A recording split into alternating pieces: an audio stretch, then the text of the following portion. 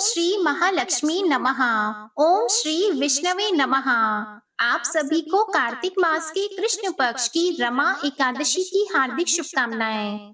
यह व्रत पापों से मुक्ति और मोक्ष की प्राप्ति का मार्ग खोलता है। कहा जाता है कि जो भी भक्त सच्चे मन से इस दिन भगवान श्री हरि विष्णु का स्मरण करते हैं, उनकी सभी इच्छाएं पूर्ण हो जाती हैं। रमा एकादशी का यह दिन देवी लक्ष्मी को भी समर्पित होता है, इसलिए इसे रंभा एकादशी भी कहा जाता है। तो आइए भक्त जनों, मन वचन और कर्म से भगवान श्री विष्णु और माता लक्ष्मी जी का ध्यान करते हुए रमा एकादशी की संपूर्ण व्रत कथा को सुनते हैं। प्रेम से बोलिए भगवान श्री लक्ष्मी नारायण जी की जय। एक बार धर्मराज युधिष्ठिर भगवान श्री कृष्ण से कहने लगे, हे भगवान, कार्तिक कृष्ण एकादशी का क्या नाम है, इसकी विधि क्या है, इसके करने से किस फल की प्राप्ति होती है, यह सब आप विस्तार पूर्वक बताइए। तब भगवान श्री कृष्ण बोले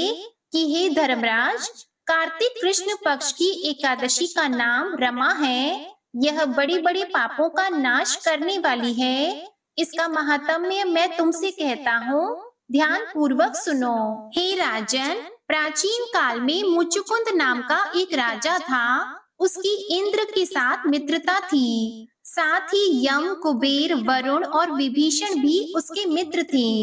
यह राजा बड़ा ही धर्मात्मा, विष्णु भक्त और न्याय के साथ राज्य करता था। उस राज्य की एक कन्या थी जिसका नाम चंद्रभागा था। उस कन्या का विवाह चंद्रसेन के पुत्र शोभन के साथ हुआ था। एक समय वह शोभन ससुराल आया। उन्हीं दिनों जल्दी ही पुण्यदायिनी रमा एकादशी भी आने वाली थी। जब व्रत का दिन समीप आ गया तो चंद्रभागा के मन में अत्यंत सोच उत्पन्न हुआ कि मेरे पति तो अत्यंत दुर्बल हैं और मेरे पिता की आज्ञा अति कठोर है। दशमी को राजा ने ढोल बजवाकर सारे राज्य में यह घोषणा करवा दी कि एकादशी को भोजन नहीं करना चाहिए। ढोल की घोषणा सुनते ही शोभन को अत्यंत चिंता हुई और वह अपनी पत्नी से कहने लगा, हे प्रिये, अब क्या करना चाहिए? मैं तो किसी भी प्रकार भूख प्यास सहन नहीं कर सकूंगा। कोई ऐसा उपाय बताओ कि जिससे मेरे प्राण बच सकें, नहीं तो मेरे तो अवश्य ही प्राण चले जाएंगे। चंद्रभागा कहने लगी, हे स्वामी, मेरे पिता के राज्य में एकादशी के दिन कोई भी भोजन नहीं करता। यहाँ तक कि हाथी, घोड़ा, ऊंट, बिल्ली, गऊ आदि भी तृण, अन्न, जल आदि ग्रहण नहीं कर सकते। फिर मनुष्य का तो कहना ही क्या है। यदि आप भोजन करना चाहते हैं तो किसी दूसरे स्थान पर चले जाइए, क्योंकि यदि आप यहीं पर रहना चाहते हैं तब तो आपको यह कठिन व्रत अवश्य ही करना पड़ेगा। पत्नी की बात सुनकर शोभन कहने लगा, हे प्रिये, तब तो मैं यह व्रत अवश्य करूंगा। फिर जो भाग्य में होगा वह देखा जाएगा। इस प्रकार विचार कर शोभन ने व्रत रख लिया और वह भूख और प्यास से अत्यंत पीड़ित होने लगा। जब सूर्य नारायण अस्त हो गए और रात्रि को जागरण का समय आया, जो वैष्णव को अत्यंत हर्ष देने वाला था, परंतु शोभन के लिए वह अत्यंत दुखदायी हुआ। प्रातः काल होते होते शोभन के प्राण निकल गए। तब राजा ने सुगंधित काष्ठ से उसका दाह संस्कार करवाया, परंतु चंद्रभागा ने अपने पिता की आज्ञा से अपने शरीर को दग्ध नहीं किया और शोभन की अंत्येष्टि क्रिया के बाद वह अपने पिता के घर में ही रहने लगी। रमा एकादशी के प्रभाव से शोभन को मंदराचल पर्वत पर धन धान्य से युक्त और शत्रुओं से रहित एक सुंदर देवपुर प्राप्त हुआ। वह अत्यंत सुंदर रत्न और वैदूर्य मणि जटित स्वर्ण के खंभों पर निर्मित अनेक प्रकार की स्फटिक मणि से सुशोभित भवन में बहुमूल्य वस्त्र, आभूषणों और छत्र और चव से विभूषित गंधर्व और अप्सराओं से युक्त सिंहासन पर आरूढ़ ऐसा शोभायमान होता था मानो दूसरा इंद्र ही विराजमान हो। फिर एक समय मुचुकुंद नगर में रहने वाले एक सोम शर्मा नामक ब्राह्मण तीर्थ यात्रा करते हुए घूमते घूमते उधर जा निकले। उन्होंने शोभन को पहचान कर कि यह तो राजा का दामाद शोभन है, उसके निकट गए। शोभन ने भी उन्हें पहचाना और अपने आसन से उठकर उनके पास आया और फिर प्रणाम आदि करके कुशल प्रश्न किया। तब ब्राह्मण ने बताया कि राजा मुचुकुंद और आपकी पत्नी कुशल से हैं। नगर में भी सब प्रकार से कुशल हैं, परंतु हे राजन, हमें आश्चर्य हो रहा है। आप अपना वृतांत कहिए कि ऐसा सुंदर नगर जो ना कभी देखा ना सुना, आपको कैसे प्राप्त हो गया। तब शोभन ने कहा कि कार्तिक कृष्ण की रमा एकादशी का व्रत करने से मुझे यह नगर प्राप्त हुआ, परंतु यह अस्थिर है। यह स्थिर हो जाए ऐसा उपाय कीजिए। तब ब्राह्मण ने कहा कि हे राजन, यह स्थिर क्यों नहीं है और कैसे स्थिर हो सकता है, आप बताइए, फिर मैं अवश्य ही वह उपाय करूंगा। मेरी इस बात को आप झूठा मत समझिए। तब शोभन ने कहा कि हे ब्राह्मण, मैंने इस व्रत को श्रद्धा रहित होकर किया था, इसलिए यह सब कुछ अस्थिर है। यदि आप राजा मुचुकुंद की कन्या चंद्रभागा को यह सब वृतांत कहें, तो ही स्थिर हो सकता है। ऐसा सुनकर उस श्रेष्ठ ब्राह्मण ने अपने नगर लौटकर चंद्रभागा से सारा वृतांत कह सुनाया। ब्राह्मण की वचन सुनकर चंद्रभागा बड़ी प्रसन्नता से ब्राह्मण से कहने लगी, हे ब्राह्मण, ये सब बातें आपने प्रत्यक्ष देखी है या फिर स्वप्न की बातें कर रहे हैं। ब्राह्मण कहने लगे, हे पुत्री, मैंने महावन में तुम्हारे पति को प्रत्यक्ष देखा है, साथ ही किसी से विजय ना हो ऐसा देवताओं के नगर के समान उनका नगर भी देखा है। उन्होंने यह भी कहा है कि यह स्थिर नहीं है। जिस प्रकार यह स्थिर रह सके सो उपाय करना चाहिए। तब चंद्रभागा कहने लगी, हे विप्र, तब तो आप मुझे वहां ले चलो।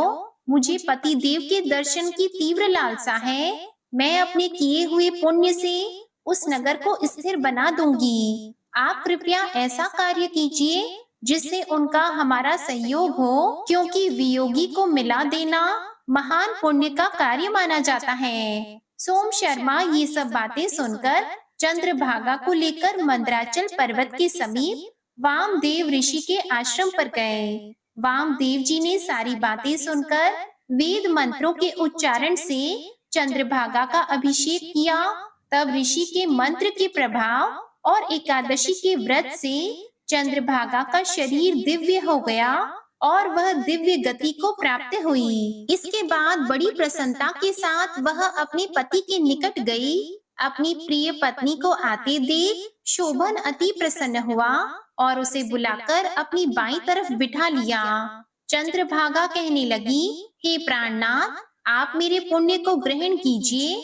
अपने पिता के घर जब मैं 8 वर्ष की थी, तब से विधि पूर्वक एकादशी के व्रत को श्रद्धा पूर्वक करती आ रही हूँ। इस पुण्य के प्रताप से आपका यह नगर स्थिर हो जाएगा और समस्त कर्मों से युक्त होकर प्रलय के अंत तक रहेगा। इस प्रकार चंद्रभागा दिव्य आभूषणों और वस्त्रों से सुसज्जित होकर अपने पति के साथ आनंद पूर्वक रहने लगी। हे राजन, यह मैंने रमा एकादशी का महात्म्य कहा है। जो मनुष्य इस व्रत को करते हैं, उनके ब्रह्म हत्या आदि समस्त पाप नष्ट हो जाते हैं। कृष्ण पक्ष और शुक्ल पक्ष दोनों की एकादशी समान है। इनमें कोई भेदभाव नहीं है। दोनों समान फल देने वाली होती है। जो मनुष्य इस महात्म्य को पढ़ते अथवा सुनते हैं, वे भी समस्त पापों से मुक्त होकर अंत में श्री विष्णु लोक को प्राप्त हो जाते हैं। ये थी रमा एकादशी की व्रत कथा। प्रेम से बोलिए श्री लक्ष्मी नारायण भगवान की जय। आज कार्तिक कृष्ण पक्ष की द्वादशी तिथि को गोवत्स द्वादशी के रूप में भी मनाया जाता है और इस बार संयोग ऐसा है कि एकादशी और द्वादशी दोनों ही व्रत एक दिन रखे जाएंगे और गोवत्स द्वादशी का पर्व गायों और बछड़ों के प्रति हमारी श्रद्धा और आस्था का प्रतीक है। इसे बछ बारस भी कहते हैं। इस दिन गोधन की विशेष पूजा की जाती है। मान्यता है कि गाय में समस्त देवी देवताओं का वास होता है और उनकी सेवा करने से जीवन में सुख समृद्धि और आशीर्वाद की प्राप्ति होती है। अब सुनिए बच बारस के दिन सुनी जाने वाली पौराणिक कथा। एक बार एक गांव में भीषण अकाल पड़ा। वहां के साहूकार ने गांव में एक बड़ा तालाब बनवाया, परंतु उसमें पानी नहीं आया। साहूकार ने पंडितों से उपाय पूछा तो पंडितों ने कहा कि तुम्हारे जो 2 पोते हैं उनमें से किसी एक की बलि दे दो तो पानी आ सकता है। साहूकार ने सोचा कुछ भी हो जाए, गांव की भलाई के लिए सब कुछ करना चाहिए। कुछ सोचकर साहूकार ने बहाना करके बहू को उसके पीहर भेज दिया और उसके साथ एक पोते को भी भेज दिया जिसका नाम हंसराज था। एक पोते को अपने पास रखा जिसका नाम बछराज था। बड़े कड़े मन से और बड़े दुखी मन से गांव की भलाई के लिए लेकिन बछराज की बलि उन्होंने दे दी। बलि देते ही तालाब में पानी भी आ गया। साहूकार ने तालाब पर एक बहुत बड़े यज्ञ का आयोजन करवाया, लेकिन किसी झिझक के कारण अपनी बहू को बुलावा नहीं भेजा। बहू के भाई ने कहा, बहन तेरे यहाँ इतना भारी उत्सव हो रहा है, फिर तुझे क्यों नहीं बुलाया? मुझे तो बुलाया है और मैं जा रहा हूँ। तो बहू कहने लगी, भाई बहुत से काम होते हैं इसलिए शायद मुझे बुलाना भूल गए होंगे। अपने घर में जाने में कैसी शर्म, चलो मैं भी तुम्हारे साथ चलती हूँ। जब बहू अपने घर पहुँची तो सास ससुर डरने लगे कि बहू को क्या जवाब देंगी। फिर भी सास कहने लगी, बहू चलो बच बारस की पूजा करने के लिए तालाब पर चलते हैं। फिर दोनों सास और बहू ने मिलकर बच बारस की पूजा की। वहाँ सास ने कहा, बहू तालाब के किनार को खंडित कर दो। तो बहू बोली, माँ मेरे तो हंसराज और बछराज है, फिर मुझे किनारा खंडित करने के लिए क्यों कह रही हो? तो सास कहने लगी कि बहू जैसा मैंने कहा है वैसा ही करो। बहू ने सास की बात मानते हुए किनार खंडित कर दी और बोली, आओ मेरे हंसराज बछराज और लड्डू उठाओ। सास मन ही मन भगवान से प्रार्थना करने लगी, हे कान्हा जी, हे बच बारस माता मेरी लाज रखना। तब भगवान की और बच बारस माता की कृपा हुई। तालाब की मिट्टी में लिपटा हुआ बछराज और हंसराज दोनों ही दौड़ते हुए वहां आ गए। बहू पूछने लगी, सासू माँ ये सब क्या है? यह सुनकर सासू माँ ने बहू को सारी बात बता दी और कहा, आज तो बच बारस माता ने और भगवान श्री कृष्ण ने मेरी लाज रखी है। आज भगवान की कृपा से सब कुछ कुशल मंगल है। हे बच बारस माता, जैसे आपने सासू माँ की लाज रखी वैसे ही सबकी लाज रखना। खोटी की खरी अधूरी की पूरी। जय श्री कृष्णा। आज एकादशी पर आइए सुनते हैं तुलसी माता और लक्ष्मी जी की पावन कथा। एक नगर में एक गरीब ब्राह्मण अपनी पत्नी के साथ रहता था। वो भिक्षा मांगकर अपना सारा जीवन गुजारता था और भगवान की पूजा में लगा रहता था। वह उतनी ही भिक्षा मांगता था जिससे उसके और उसके परिवार का पेट भर सके। उस नगर का राजा बहुत धनवान और ब्राह्मणों का आदर करने वाला था। राजा किसी भी ब्राह्मण को अपने महल से खाली हाथ नहीं जाने देता था। दूर दूर से ब्राह्मण राजा के पास आते और उसे मुंह मांगा दान देकर आशीर्वाद देते हुए चले जाते। एक दिन ब्राह्मण की पत्नी ने ब्राह्मण से कहा कि दूर दूर के ब्राह्मण राजा से मनचाहा दान लेकर चले जाते हैं और तुम यहाँ के यहाँ एक दिन भी राजा के पास नहीं गए। जन्म भर कंगाली कहाँ तक झेलूं? आज तुम जाओ और राजा से कुछ मांग कर लाओ। ब्राह्मण ने अपनी पत्नी को समझाते हुए कहा कि तू तो बावरी है, हमें धन की क्या जरूरत, हमें इतना तो मिल ही जाता है जिससे हम अपना पेट भर सकें, और राजा का धन अच्छा नहीं होता, वो हमें नहीं लेना चाहिए। ब्राह्मण की पत्नी जिद पर अड़ गई और बोली, मैं तुम्हारी एक भी बात सुनने वाली नहीं हूँ। कब तक हम कंगाली में जीते रहेंगे? तुम तो रोज माला लेकर बैठ जाते हो। अपने बच्चों को क्या खिलाएं और क्या पहनाएं? जब बच्चे दूसरे बच्चों को पहनते ओढ़ते और खाते पीते देखते हैं तो उनका मन भी ललचाता है। आज तुम राजा के पास जाओ, राजा बहुत भला व्यक्ति है, वो हमें जरूर मुंह मांगा दाम देगा। मजबूर होकर ब्राह्मण राजा के महल की ओर चल दिया, पर राजा उस समय महल में नहीं था। ब्राह्मण को वापस लौटना पड़ा। दूसरे दिन ब्राह्मण की पत्नी ने ब्राह्मण को फिर से महल भेजा, परंतु राजा फिर से महल में नहीं मिला।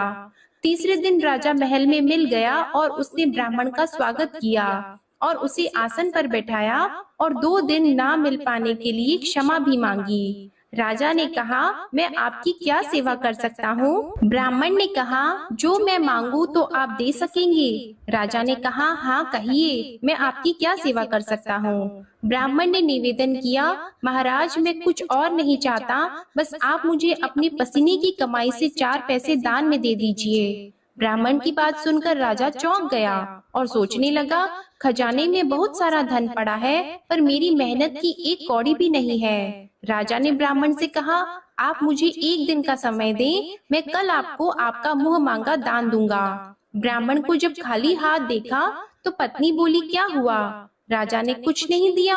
ब्राह्मण बोला, राजा ने कल देने के लिए कहा है। ब्राह्मण की पत्नी सोचने लगी, शायद इन्होंने बहुत सारा धन मांगा होगा और राजा को इसकी व्यवस्था करने में समय लग रहा होगा, इसलिए कल बुलाया है। दूसरी ओर राजा ने अपने राजसी कपड़े बदलकर फटे पुराने कपड़े पहने और मजदूर जैसा भेष बना लिया। जब राजा की पत्नी ने देखा और कारण पूछा तो राजा ने सब कुछ बताया। रानी बोली, मैं भी आपके साथ चलूंगी। राजा के हाँ कहने पर रानी भी पुरानी साड़ी पहनकर आ गई। इस प्रकार राजा और रानी मजदूरी की तलाश में शहर निकले। लुहारों के मोहल्ले में जाकर राजा ने आवाज लगाई, किसी को मजदूर चाहिए? तो आखिर एक लुहार ने उन्हें बुला लिया, जो पहिए पर हाल चढ़ाने की तैयारी कर रहा था। उसने राजा से कहा, देखो तुम्हें पहले खलाद धोखनी पड़ेगी और जब आग आ जाए तो उसके बाद घन पीटना होगा। फिर रानी की ओर देखकर कहा कि तुम्हें कुएं में से पानी लेकर हौदी भरनी होगी और कोयले वाले घर से कोयला लेकर भट्टी में डालना होगा। तुम दोनों को दिन भर में 2-2 आने मिलेंगे। अगर काम पसंद हो तो बोलो, नहीं तो अपना रास्ता नापो। राजा रानी लुहार के बताए काम को करने लगे। राजा खलाद धोखने लगा पर उसे काम ठीक से नहीं हो पा रहा था। लोहार नाराज होकर राजा को ठीक से काम करने के लिए कहता तो राजा जैसे तैसे अपना काम करने लगा। रानी भी कुएं से पानी भरकर लाने लगी। रानी के हाथ में फफोले हो गए। किसी तरह बड़ी कठिनाइयों से उसने पानी का हौद भरा। उसके बाद रानी कोयला लाकर भट्टी में डालने लगी। भट्टी में आग आने पर लोहार ने बाट भट्टी में से निकालकर पहिए पर जमाई और एक घन अपने हाथ में लेकर और एक राजा के हाथ में देकर कहा, देखो बारी बारी से घन इस पर पटकना, हाथ इधर उधर न हो पाए। राजा जोर जोर से घन पटकने लगा, लेकिन उसका निशाना ठीक नहीं बैठता। कभी घन हाल पर गिरता तो कभी पहिए पर। मजदूरों का ये हाल देखकर लुहारिन बड़बड़ाती हुई आई और लुहार से कहने लगी, तुमने कहाँ से ये नवसिखिए मजदूर काम पर लगाए हैं? इनसे काम नहीं होगा, ये मजदूर तुम्हारा सब काम बिगाड़ देंगे। राजा रानी उन दोनों की फटकार सुनते सुनते अपना काम मन लगाकर करते रहे। घन पटकते पटकते राजा का शरीर पसीने से तर हो गया और जोर जोर से सांसें चलने लगी। रानी भी पानी भरते भरते और कोयला झोंकते झोंकते थककर चूर हो गई। दोनों ने पूरे दिन बहुत मेहनत की। लुहार ने राजा रानी को 2-2 पैसे दिए, जिसे वो बड़ी खुशी से लेकर महल आ गए। आज उन्हें पता लगा कि मेहनत की कमाई कैसी होती है। राजा ने 4 पैसे अलग रख दिए और अगले दिन ब्राह्मण को बुलाकर उसे दे दिए। ब्राह्मण राजा को आशीर्वाद देकर घर लौटा और ब्राह्मणी से कहा, लो मैं राजा के हाथ से दक्षिणा ले आया हूँ। ब्राह्मणी खुश होकर दौड़ती हुई आई और जब उसने 4 पैसे देखे तो वह ठिठक कर रह गई और उन्हें दूर फेंक दिया। वो जल भुनकर ब्राह्मण से बोली, तुम जैसे दरिद्र से राजा के यहाँ जाकर भी कुछ न मांगा गया, शर्म भी नहीं आती। यह कहकर वह रूठकर चली गई और बहुत देर तक बड़बड़ करती रही। ब्राह्मण ने उन 4 पैसों को उठाकर तुलसी घर के पास रख दिया और सोचा, जब ब्राह्मणी शांत हो जाएगी तो जरूरत पड़ने पर उठा लेगी। परंतु कई दिनों तक पैसे वहीं रखे रहे और फूल बेलपत्र ऊपर से गिरकर मिट्टी में दब गए। ब्राह्मण और ब्राह्मणी दोनों ही उन सिक्कों के बारे में भूल गए। कुछ दिनों बाद तुलसी घर में 4 पौधे उगे। चारों पौधे बहुत सुंदर थे। ये देखकर ब्राह्मणी रोज उनमें पानी डालती। 4 महीने बाद वह पौधे बड़े हो गए और उनमें फूल लगने लगे। फूल सूखने पर इनसे मोती झड़ने लगे। ब्राह्मण और ब्राह्मणी ने कभी मोती नहीं देखे थे। वो समझे कि कोई बीज है। हर रोज कई फूल झड़ते और बहुत मोती पूरे तुलसी घर में बिखर जाते। ब्राह्मणी उन मोतियों को समेटकर घर के एक कोने में डाल देती। इस तरह वहाँ मोतियों का ढेर लग गया। एक दिन एक सब्जी वाली आई। ब्राह्मणी को सब्जी लेनी थी, पर उसके पास पैसे नहीं थे। उसने सब्जी वाली से कहा, क्या तुम इन चमकदार चीजों के बदले सब्जी दे सकती हो? सब्जी वाली ने देखा तो वो पहचान गई कि ये तो मोती है। उसने खुशी खुशी ब्राह्मणी को उन मोतियों के बदले उसकी मनपसंद सब्जी दे दी। अब से हर रोज ऐसा होने लगा। ब्राह्मणी और सब्जी वाली दोनों खुश थे। सब्जी वाली यह सोचकर खुश थी कि मुझे 1 पैसे की तरकारी के बदले हजारों का माल मिलता है, और ब्राह्मणी ये सोचकर खुश थी कि इन चीजों के बदले सब्जी मिल जाती है। इस प्रकार कई महीने बीत गए। उधर राजमहल में कई राजहंस थे जो मोती चुगते थे। राजा का यह नियम था, जब राजहंस मोती चुग लेते थे, इसके बाद ही राजा और उनका परिवार भोजन करता था। एक समय बाद राजा का सारा धन उन मोतियों और दान देने में खर्च हो गया।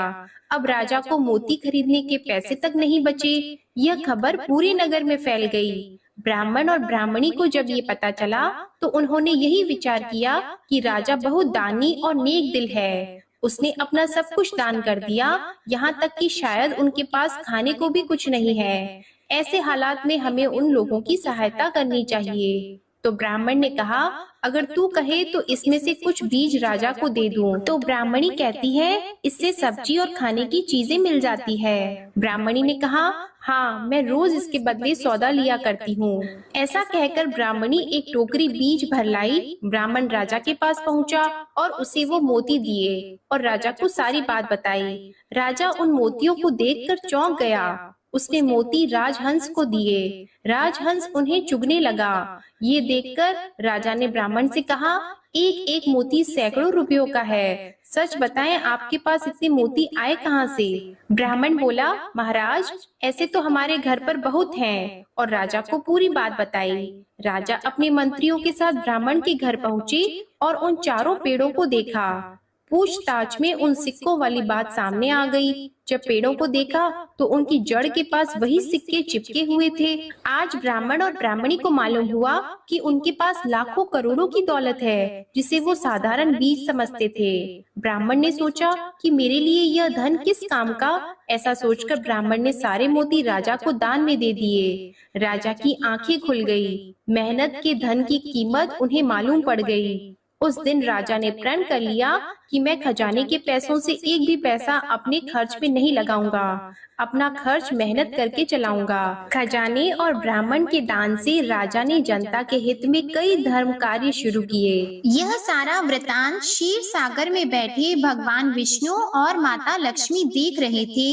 भगवान विष्णु ने कहा, हे लक्ष्मी, आपने देखा तुलसी, लक्ष्मी और मेरी पूजा करने से उस ब्राह्मण को कितना पुण्य प्राप्त हुआ।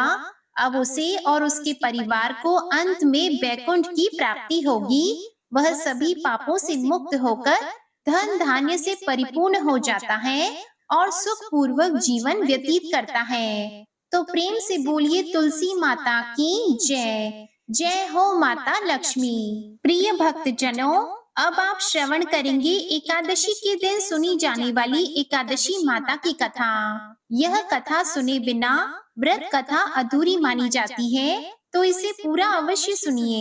एक बार एक बूढ़ी माँ ने एकादशी का व्रत रखा। बड़ा ही भक्ति भाव से पूजा अर्चना की। उन्हें वृद्धावस्था में क्या बाधा थी। वह तो अपने पुत्र पौत्रों की सुख सुविधा के लिए व्रत किया करती थी। वह दिन भर तो जरा कठोर मन से अपनी प्यास को रोके रही और दिन में ब्राह्मणों को मिट्टी के पात्र में भरकर पानी और ऋतु फल दान दिए। डोना भर भर के चीनी और दही का वितरण किया।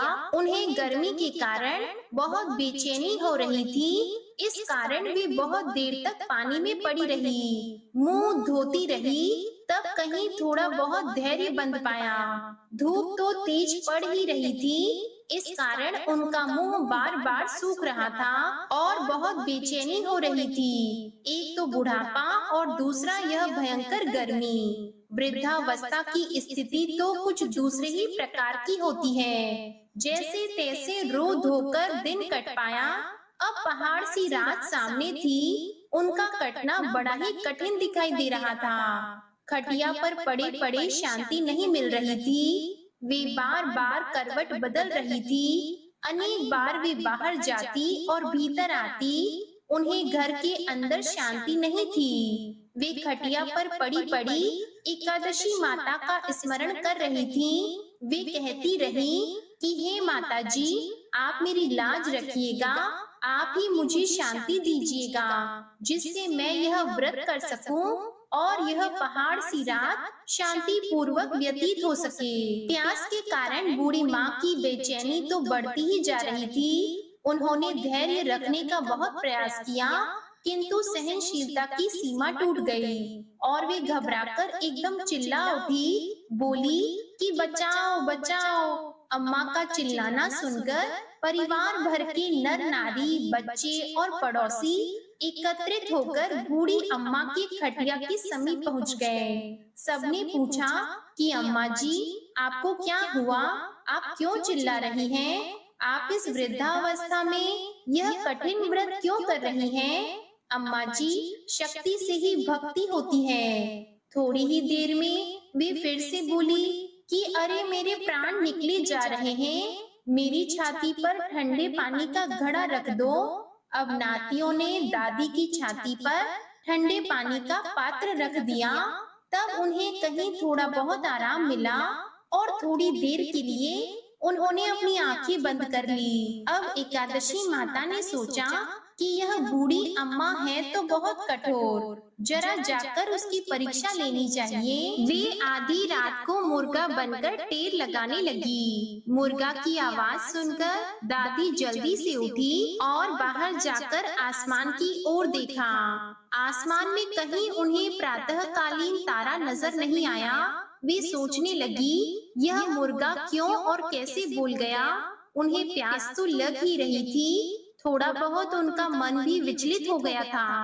अंत में उन्होंने दृढ़ निश्चय कर लिया कि मैं अब व्रत को करके ही छोड़ूंगी, चाहे भले ही मेरे प्राण क्यों न निकल जाएं। यह सोचकर फिर वे खटिया पर शिथिल होकर लेट गईं। थोड़ी देर में एकादशी माता ने उनकी फिर से परीक्षा लेनी चाहिए। एक छोटी सी बालिका एक ग्लास में शरबत लेकर उनके सिरहाने आकर खड़ी हो गई और जोर से बोली, दादी जी, सवेरा हो गया है, आप हाथ मुंह धोकर शरबत पी लीजिए। पहले तो शरबत का ग्लास देखकर उनका मन मचल उठा, किंतु अचानक व्रत का स्मरण हो आया और उन्होंने सोचा कि मैं किसी भी प्रकार से अभी शरबत नहीं पी सकती हूँ और वे शांति पूर्वक अपनी खटिया पर लेट गईं। फिर थोड़ी ही देर में उन्हें ऐसा लगा जैसे किसी ने उन्हें पानी के कुएं में पटक दिया हो। वे बड़ी देर तक हाथ पैर चलाती रही, किंतु उन्होंने अपने मुंह में एक बूंद भी पानी जाने नहीं दिया।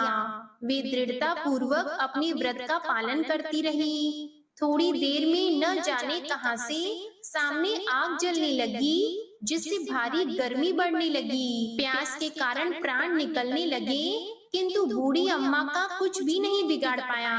वे जहाँ की तहाँ मुस्कुराती हुई बैठी रही। थोड़ी ही देर में बाहर प्रकाश दिखाई देने लगा। ऐसा लगा जैसे सवेरा हो गया हो। बूढ़ी अम्मा ने जब बाहर निकलकर देखा तो समझ गई अभी सवेरा होने में 3-4 घंटे की देरी है। यह जानकर वे शांति पूर्वक इधर उधर घूमने लगी। फिर एकादशी माता यह बात अच्छी तरह से समझ गई कि यह बूढ़ी अम्मा किसी भी प्रकार से अपने व्रत से नहीं टल सकती हैं। वे उनके सत्य व्रत को अच्छी तरह से समझ गईं। अब सवेरा होते ही बूढ़ी माता ने स्नान किया, भगवान का पूजा पाठ किया, एकादशी की कथा सुनी, ब्राह्मणों को दक्षिणा देकर भोजन कराया। तब कहीं जाकर उन्होंने व्रत का पारण करके जल ग्रहण किया। कन्याओं को भोज कराने के बाद अम्मा ने स्वयं भोजन किया। उस श्रेष्ठ व्रत के प्रभाव से बूढ़ी अम्मा की आयु में वृद्धि हो गई। उनका घर परिवार हरा भरा हो गया। अब उनको कोई अभाव नहीं रहा। वे हर तरह से सुख साधनों से संपन्न हो गई। नाती नातिन से उनका घर भर गया और वे उसी तरह से 12 महीने की एकादशी का व्रत करने लगी। एकादशी माता के व्रत के प्रताप से इस संसार में हर प्रकार के सुख भोग कर अंत में वे बैकुंठ धाम को चली गईं। जैसे एकादशी माता ने बूढ़ी माता और उनके परिवार को हरा भरा किया, ऐसे ही एकादशी माता हम सभी की मनोकामनाओं को पूर्ण करें। बोलिए श्री लक्ष्मी नारायण भगवान की जय। प्रिय भक्त जनों, आइए अब श्रवण करते हैं इस एकादशी व्रत कथा को पूर्ण करने वाली श्री तुलसी देवी की कथा। एक ब्राह्मण था, वह प्रतिदिन मंदिर जाता था। वह प्रतिदिन तुलसी माता की पूजा करता था। वह तुलसी माता से प्रतिदिन प्रार्थना करता था कि हे तुलसी महारानी, मेरे आनंद करना।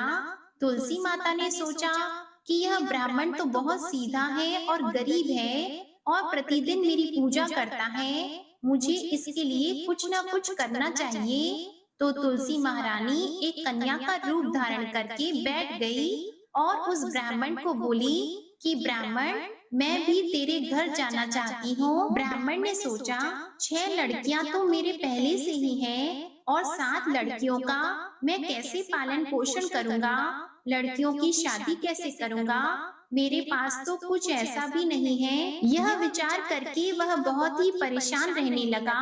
उसको तो भोजन भी नहीं भा रहा था। उसकी स्त्री ने कहा, क्या बात है, आजकल आप बहुत दुखी रहने लगे हैं। तो इस पर ब्राह्मण बोला कि मैं मंदिर जा रहा हूँ, वहाँ पर एक छोटी सी सुंदर सी कन्या बैठी है और वह कहती है कि ब्राह्मण, मैं आपके घर आऊंगी। तो उसकी पत्नी बोली, अरे इसमें परेशान होने की क्या बात है, आ रही है तो आने दो। ब्राह्मण बोला कि पहले से अपनी 6 बेटियां हैं, उनकी भी अपने को शादी करवानी है। तो इस पर ब्राह्मणी बोली कि अरे यह कोई बात नहीं, अपनी 6 लड़कियों की शादी करवाएंगे, वैसे 7वीं का भी करवा देंगे, अपनी 7 लड़कियों की शादी साथ में करवा देंगे। अब अगले दिन जब ब्राह्मण मंदिर गया तो उस छोटी कन्या ने पूछा, ब्राह्मण, मैं आपके साथ घर आऊंगी। तो ब्राह्मण बोला, हाँ बेटी चलो। उसको वह घर ले आया।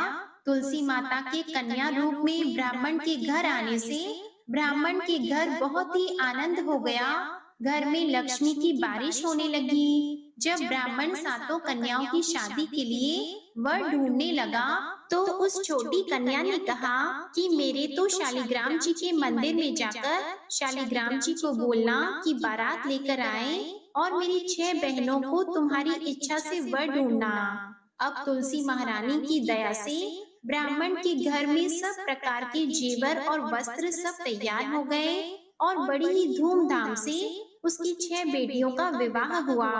तब ब्राह्मण ने उस कन्या का विवाह श्री शालिग्राम जी से करवाया और अत्यंत ही परम गति को प्राप्त किया। प्रेम से बोलिए तुलसी महारानी और शालिग्राम भगवान की जय। प्रिय भक्त जनों, इस कथा को समाप्त करते हुए आइए अब श्रवण करते हैं एकादशी माता की आरती। ओम जय एकादशी माता, मैया जय एकादशी माता। विष्णु पूजा व्रत को धारण कर, विष्णु पूजा व्रत को धारण कर, शक्ति मुक्ति पाता। ओम जय एकादशी माता, तेरे नाम गिनाऊं देवी, भक्ति प्रदान करनी, मैया भक्ति प्रदान करनी। गण गौरव की देनी, गण गौरव की देनी, माता शास्त्रों में वरनी। ओम जय एकादशी माता, मार्गशीर्ष की कृष्ण पक्ष की उत्पन्ना विश्व तारिणी जन्मी, मैया उत्पन्ना विश्व तारिणी जननी, शुक्ल पक्ष में हुई मोक्षदा, मुक्तिदाता बन आई। ओम जय एकादशी माता। पौष के कृष्ण पक्ष की सफला नामक है, सफला नामक है। शुक्ल पक्ष में होए पुत्रदा, आनंद अधिक रहे। ओम जय एकादशी माता। नाम षटतिला माघ मास में कृष्ण पक्ष आवे, मैया कृष्ण पक्ष आवे। शुक्ल पक्ष में जया कहावे, शुक्ल पक्ष में जया कहावे, विजय सदा पावे। ओम जय एकादशी माता। विजया फागुन कृष्ण पक्ष में शुक्ला आमल की, मैया शुक्ला आमल की। पाप मोचनी कृष्ण पक्ष में चैत्र महाबली की। ओम जय एकादशी माता। चैत्र शुक्ल में नाम कामदा, धन देने वाली, मैया धन देने वाली। नाम वरूथिनी कृष्ण पक्ष में, नाम वरूथिनी कृष्ण पक्ष में, वैशाख माह वाली। ओम जय एकादशी माता। शुक्ल पक्ष में होई मोहिनी, अपराज्येष्ठ कृष्ण पक्षी। नाम निर्जला सब सुख करनी, नाम निर्जला सब सुख करनी। शुक्ल पक्ष रखी। ओम जय एकादशी माता। योगिनी नाम आषाढ़ में जानो, कृष्ण पक्ष करनी। देव शयनी नाम कहायो, शुक्ल पक्ष धरनी। ओम जय एकादशी माता। कामिका श्रावण मास में आवे, कृष्ण पक्ष कहिए। श्रावण शुक्ला होए पवित्रा, आनंद से रहिए। ओम जय एकादशी माता। अजा भाद्रपद कृष्ण पक्ष की परिवर्तिनी शुक्ला, इंद्रा आश्विन कृष्ण पक्ष में, इंद्र आश्विन कृष्ण पक्ष में, रत से भवसागर निकला। ओम जय एकादशी माता। पापंकुशा है शुक्ल पक्ष में, आप हरनहारी। रमा मास कार्तिक में आवे, सुखदायक भारी। ओम जय एकादशी माता। देवोत्थानी शुक्ल पक्ष की, दुख नाशक मैया, मैया दुख नाशक मैया। पावन मास में करूं विनती, पावन मास में करूं विनती, पार करो नैया। ओम जय एकादशी माता। परमा कृष्ण पक्ष में होती, जन मंगल करनी, मैया जन मंगल करनी। शुक्ल मास में होए पद्मिनी, शुक्ल मास में होए पद्मिनी, दुख दारिद्र हरनी। ओम जय एकादशी माता। जो कोई आरती एकादशी की भक्ति सहित गावे, मैया भक्ति सहित गावे। जन गुरदिता स्वर्ग का वासा, जन गुरदिता स्वर्ग का वासा, निश्चय वह पावे। ओम जय एकादशी माता। ओम जय एकादशी माता, ओम जय एकादशी माता। प्रेम से बोलिए एकादशी माता की जय। प्रेम से बोलिए भगवान श्री लक्ष्मी नारायण जी की जय। आशा करती हूँ आप सभी का रमा एकादशी का व्रत सफल हो और भगवान श्री लक्ष्मी नारायण जी की कृपा आप और आपके समस्त परिवार पर सदा बनी रहे।